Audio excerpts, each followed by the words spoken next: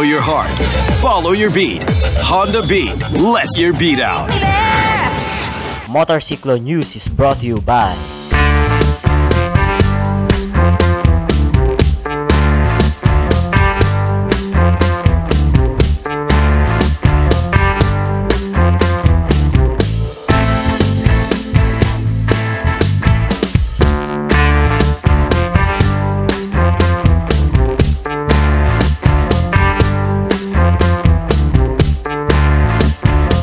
The views and opinions of the host and the guest does not reflect the show or the network.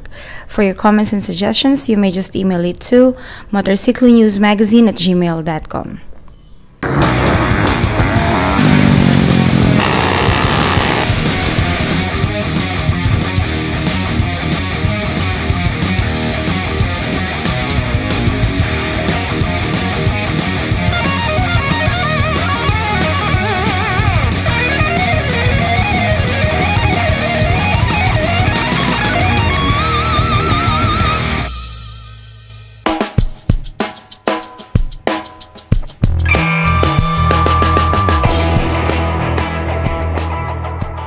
Good morning, Cicloistas! Ako po si Joel Hoya and you're watching Motorcycle News. Sa ating pong news and events, pumunta po ang ating mga bata sa Japan kung saan naganap po ang ARRC 2016. And of course, ang ating pong mga friends po sa Harley Owners Group ay nagkaroon po ng kanila pong Baguio Ride. Of course, ang ating pong mga Kawasaki Fury Riders ay nagkaroon po ng Unity Ride sa May Marilake. And of course, kitang-kita nyo naman po sa suot ko ngayon ang Motobuy. Ito po ang online store for motorcycles ay nagkaroon po ng event sa Manila Hotel kung saan nagkaroon po kami ng contract signing. At ang ating naman pong kaibigan sa si Mr. Titan Hawk ay kasama po ng ating mga friends sa Suzuki sa kanila pong event na Suzuki Shares. O nga pala, sa ating naman pong featured gadget, ni-review po namin ang bagong-bagong Kit Vision action camera. And of course, ang pinakakaabangan po ng lahat tuwing Sundays dito po sa ating show ay ang bike review. But this time, it's a different type of motorcycle. It's an electric scooter. Kaya guys, sit back and enjoy our show.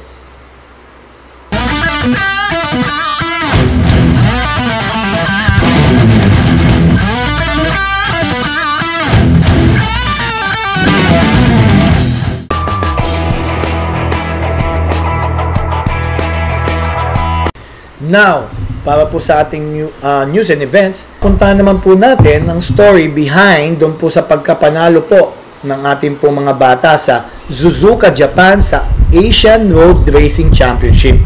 Panoorin po natin ang naganap po na victory party.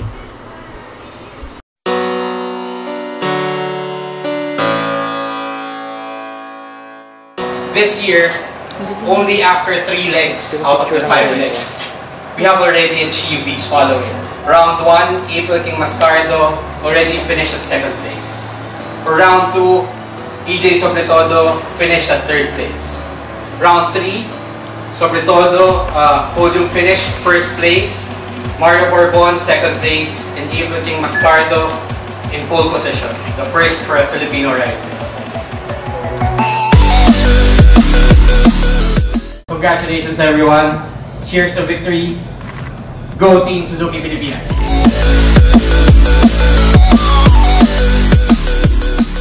Pops, kwento nyo kami kung ano yung nangyari dun sa karera na yon. Kamusta ang, ikaw yung leading nun nung oras na yun, then you were battling out with the Indonesian. So, kamusta yung last lap? Ano nangyari nung last lap?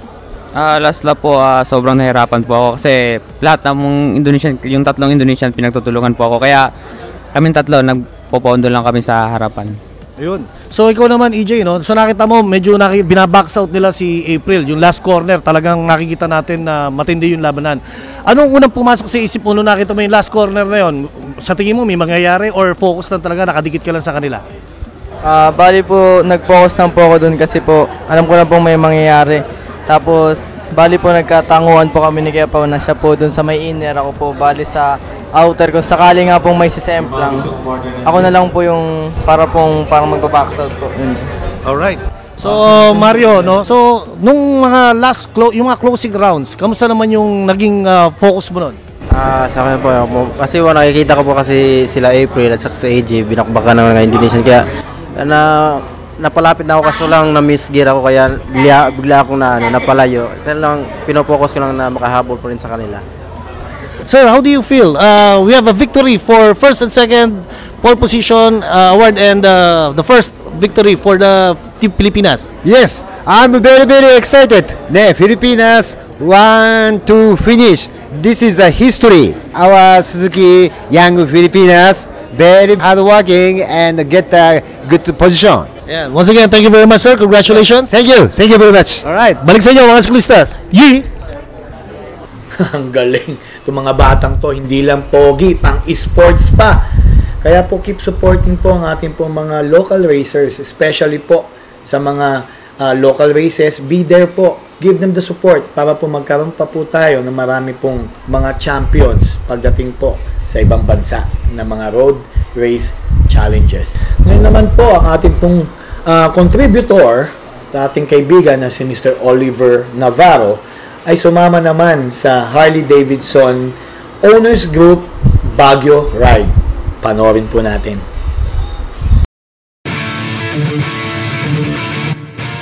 The Harley Owners Group held their first Unity Ride last June 11 and 12, 2016.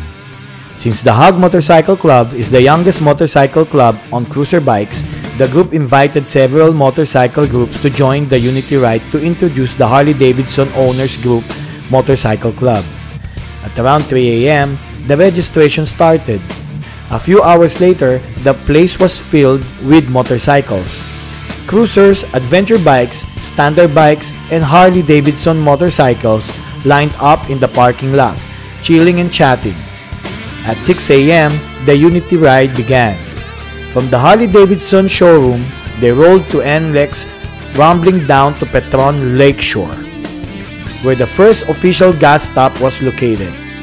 After gassing up and a quick bite, the group continued its roar to TPLX and soon reached Season, which was the second official stop. When the riders have regrouped, they started the ascent on the twisties of Marcos Highway up to Camp John Hay, which was the venue of the evening party. The ride was great and successful until the group arrived at Camp John Hay. Thanks to the Master Rider Club of the HPG TMG for spearheading the pack, ensuring everyone's safety and guiding them in traffic. Later that evening, the kick-ass party started. The Hog members lined up and waited to welcome their guests. Motorcycle clubs such as Chosen Few, Harurot, Hanep Cruisers, Tiger, Burn Masters Riders were amongst the guests as the party. There are lots of food and drinks for everyone to enjoy. The live bands made the party more interesting. When everyone had their dinner, Gary De Castro had introduced the Hog Motorcycle members to its guests and also inducted their new members. Then they called all the guest clubs to get acquainted to Hog members. It was a successful event and the love for Harley-Davidson motorcycles. Sino ba naman ang ayaw maging motorcycle club member ng Hog? Bang klase talaga pag ikaw ay naka Harley-Davidson.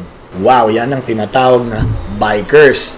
Ngayon naman, kung meron pong nag-ride papuntang Baguio, meron naman nag-ride papuntang Marilake. Yan po ay dito po sa may Jariel's Peak kung saan naganap ang Kawasaki Unity Ride.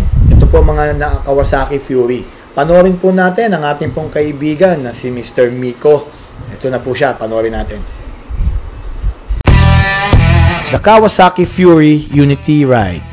Independence Day, that's the time that all the Fury Rider clubs in the metro decides to do a Unity Ride. 200 plus Kawasaki Fury riders gathered around the Shell Pugon for the Unity Ride. Destination, Jariel's Peak. It was a pleasant day, no signs of rain. Fury riders flocked the area.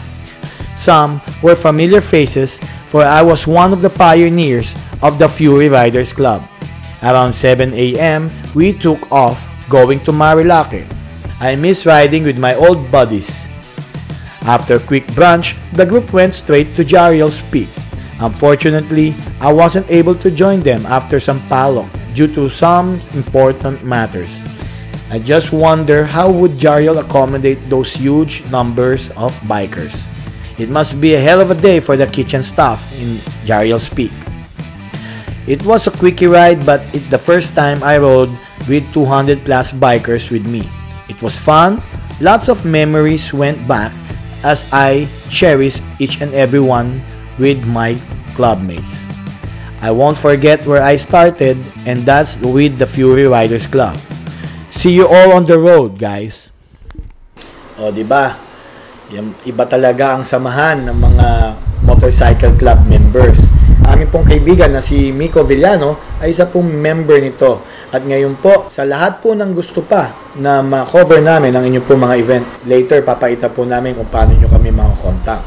Oo nga pala, meron po kaming bagong partner. Kung makikita nyo po sa akin pong t-shirt na suot, ito po ang tinatawag na Motobuy Philippines. So, panoorin po natin ang naganap po naming contract signing with their company. Hi Sikluista! Ako nga pala si Tyran Hawk and welcome sa Motorcycle News Talk Show. And ngayon, nandito tayo sa Manila Hotel kung saan gaganapin ang kakaiba at inaabangang collaboration the two companies from the riding community, the Motobuy and JAD Media of Motorcycle News Talk Show. Halika, samahan niyo ako sa loob at titignan natin ang mga kaganapan doon. Father's Day, a time when great men were honored by their family and friends. The same men are seen gracing the collaboration event between Motobuy Philippines and Motorcycle News magazine. This new partnership between two respected companies will surely create waves in the motorcycling industry, especially to the online business. Now, merchants can sell their motorcycle-related products and services in an online marketing platform thanks to Motobuy's e-commerce website and Motorcycle News media promotions through print, TV, and online. Expect more from Motobuy Philippines, said Mr. Noah San, their CEO, and Mr. Gary Gakusan, their COO. We at Motorcycle News Magazine and TV also assures all our readers and viewers that this new way of online purchasing will make a huge breakthrough in the motorcycle industry. For more exciting details, please visit www.motobuy.com.ph and www.motorcyclenews.com. So guys, alam nyo na, kung gusto nyo na mag-online shopping ng mga motorcycle parts, apparels, and services, visit na po kayo sa www.motobuy.com.ph. Makakita po kayo doon ng mga gusto nyo mga apparels, accessories, and everything else regarding the motorcycle lifestyle. O nga pala, yung ating pong friend na si Titan Hawk, kasama ng mga Suzuki people at nagpunta po sila sa Naik Cavite para naman po sa event na Suzuki Shares. Panoorin po natin to.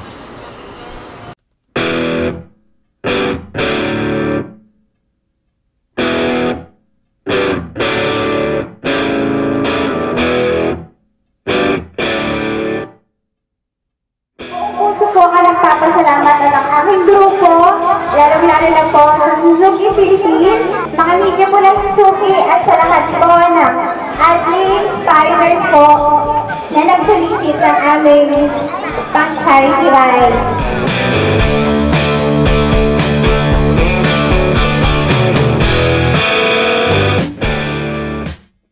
Ano po ba yung naging accomplishments nyo throughout these years?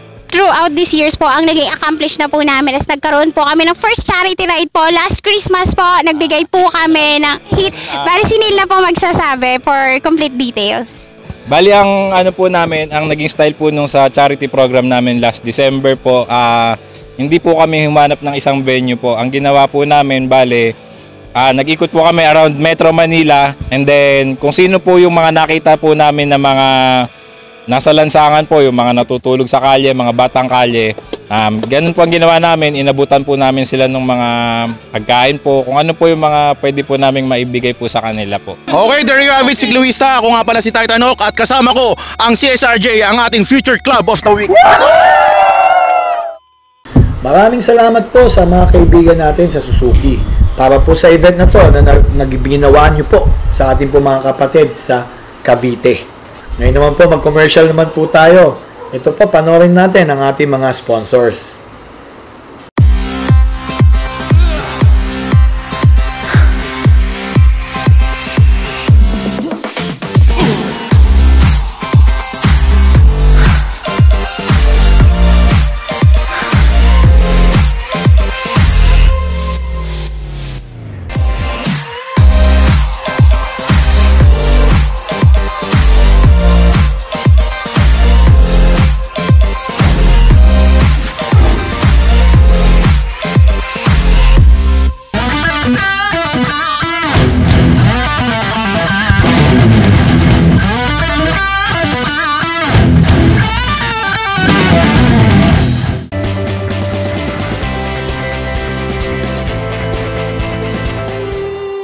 Welcome back mga sikloistas.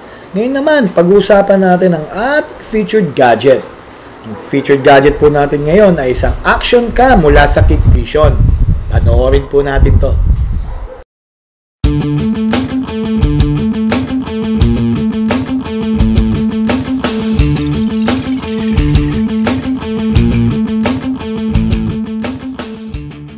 Good morning, Sikluistas. Miko Villano here at nandito tayo ngayon sa Featured Gadget. Ang Featured Gadget natin ngayon ay isang action camera which is lagi nyong nakikita sa mga helmets ng mga riders natin.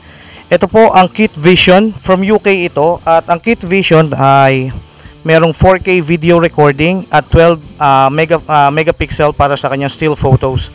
Okay. Ginamit ko ito last Motor Rally event at napakaganda ng kuha, masyadong malinaw kasi 4K video nga at matagal ang battery life. Almost 2 hours para sa isang full charge. Meron siyang Wi-Fi so you can connect it to your cell phone. Makikita mo yung nakikita ng camera sa iyong phone. Just download the app. May mga kasama na siyang attachment. Kompleto na siya. Katulad nitong waterproof case which is waterproof up to 30 meters. And then meron siyang kasamang mga ganito, yung mga linkage at yung dinidikit sa helmet which is very sticky, stable siya, hindi siya matatanggal. As you can see, kaya kong buhatin yung helmet ko. Okay? Hindi siya nagwawabol, hindi siya nagpipixelate. Actually, itong kuha na to ay kuha ng mismo Kit Vision Escape 4K. Madali lang gamitin. Pag bili nyo, lagyan nyo lang ng memory card, i-on nyo which is a power button and then point and shoot. Press to record and then press to stop, same as photos, press to capture photos. Meron siyang audio, okay, kung gusto niyo panoorin yung video niyo, meron siyang LCD screen sa likod. Napakagandang feature nito para makikita mo kung ano yung actual na nakukunan mo. Hindi mo na kailangan ilipat pa sa computer like other action cameras out there. So, mga sikluistas, Miko Villano here at ito ang Kit Vision Escape 4KW. Back to you guys.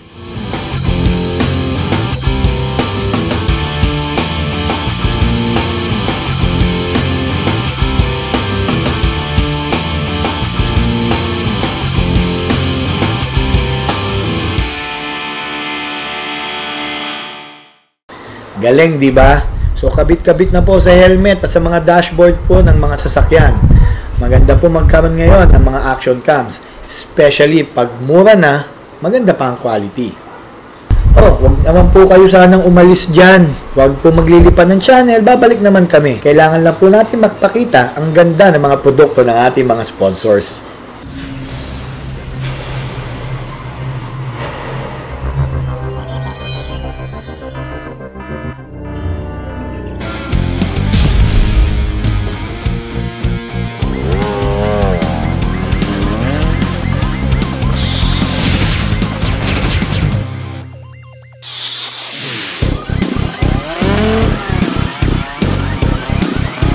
The bike of the future is coming. Join the evolution.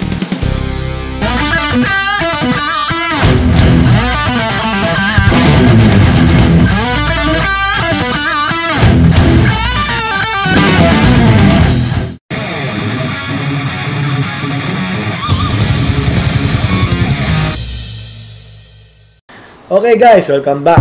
Ngayon naman po, sa pagbabalik natin, ito naman ang ating pinakahihintay, ang ating pong bike review. Ito po ay kakaiba dahil ito po ay isang electric bike or electric scooter. Panoorin niyo po to from E-Trans.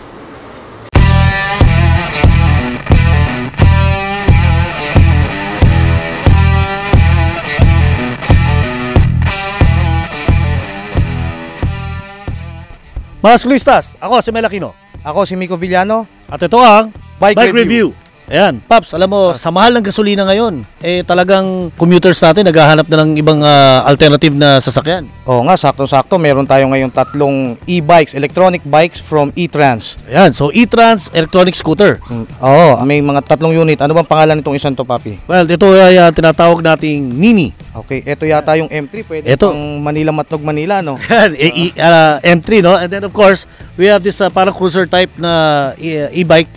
Ito po yung tinatawag nilang ZM. So Paps, pag-usapan natin ang electronic bike ngayon. There are lots of e-bikes coming out of the market. So ano ba medyo special dito sa E-Trans na ito?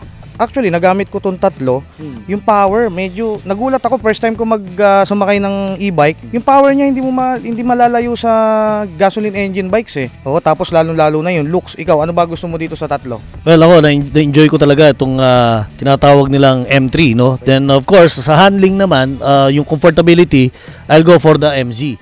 Pero etong Nini, ito napaka-cute na ito. Ito yung kumbaga sa mga lady riders natin na medyo alam naman yung mga Filipina high. Fashionista, yan. Yeah, fashionista. Itong Nini ang isa sa mga pinaka-compact na e-bike dito sa 3 ito. Oo, ako ang gusto ko ito, this one. Itong M3. Yan, the best sa akin yan. Ayan. So pag-usapan natin, Paps, ang gasolina natin ngayon, magkano ba per liter ngayon? Usually 38 to 40 pesos. Ayan, per liter. Tapos may mga tumatakbo, some manufacturers are claiming that they can run at 35 kilometer per liter. Per liter. So alam mo ba, Papi, itong E-Trans tumatakbo ng 70 kilometers on one full charge? Oh, malayo-layo na yun. Ikot ilang araw mo na maiikot yun. Kung pambahay, pupunta ka kung sa tropa mo, ganon, punta ka sa market, pwede na. Pwede. Oh. And of course, ang speed niya naman is 55 kilometers per hour. Kung saan, titignan natin ang kanyang charging period na 5 to 8 hours. And of course, it can run at a charging cost of 15 pesos at isang full charge at 70 kilometers.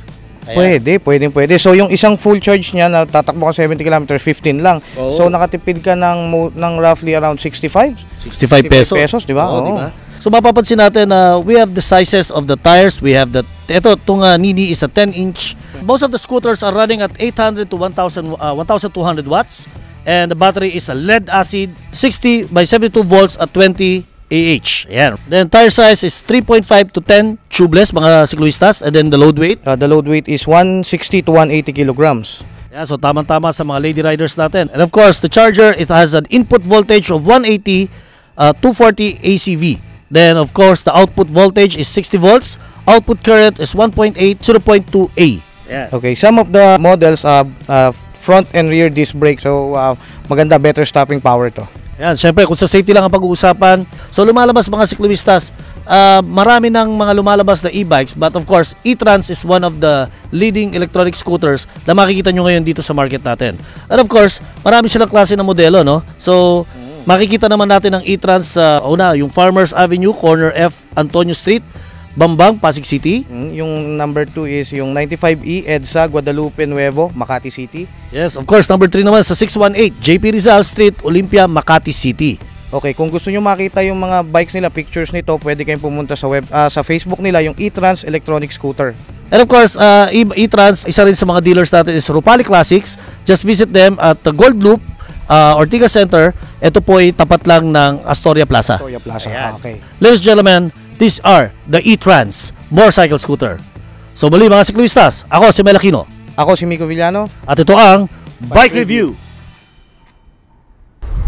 Galing po, di ba? Para kang Harley rider. Ang ganda-ganda nung e-bike na yon. Napaka-cool na at napaka-easy to operate pa. Kaya guys, watch out for more e-bikes from E-Trans. At tapos na naman ang ating pong programa. Next time, always be here with us every Sundays at 11 a.m. Remember, kami po ang inyong pong kasama sa ating pong lifestyle sa motorcycles. And rest assured that we'll give you the best segments and the best features dito po sa aming show.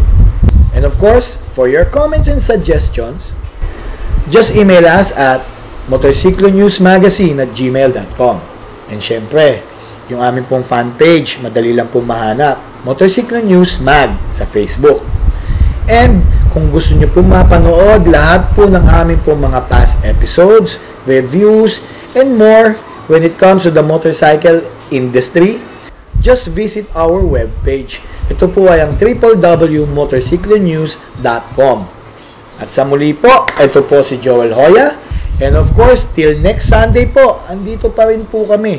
And then, don't ever forget to turn your channel sa PTV4 at 11 a.m.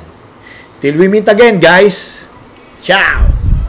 The fifth leg of the 2016 NAMSA Philippine National Motocross Development Program will be held on June 26 at the Speed World MX Circuit near SM Bikutan. So guys, see you there!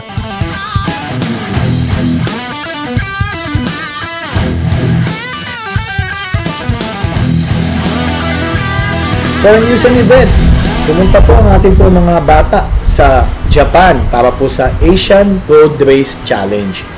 Ito po ay naganap po sa Suzuka. Ulit-ulit pare, sorry. At sa ating pong kaibigan pong si Titan Hawk, ako, maasahan ka talaga natin. Mali. ARRC nga. Ano yung RR?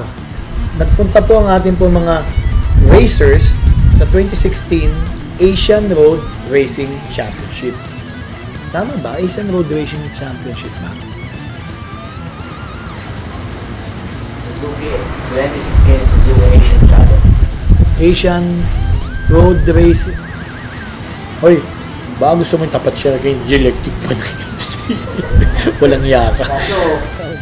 At syempre, mga siklistas, ulit. Motorcycle News is brought to you by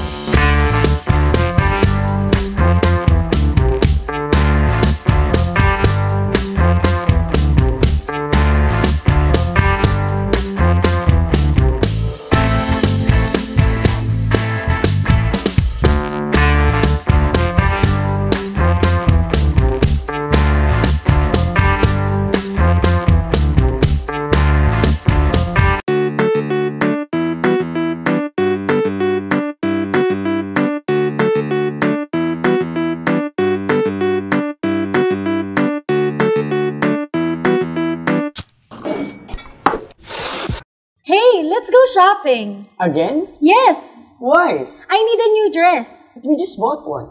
But I want to add more. Add? Yes! Dress! Add? Dress! Add? Dress! Add? Dress! Add? Dress! Add? Dress! A dress! Let's go!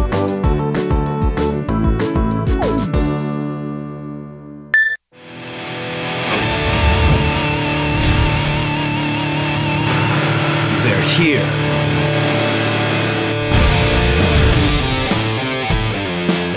The new generation of smart riders.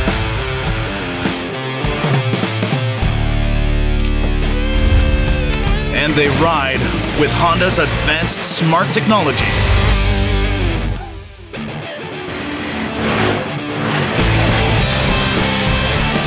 They are Gen S.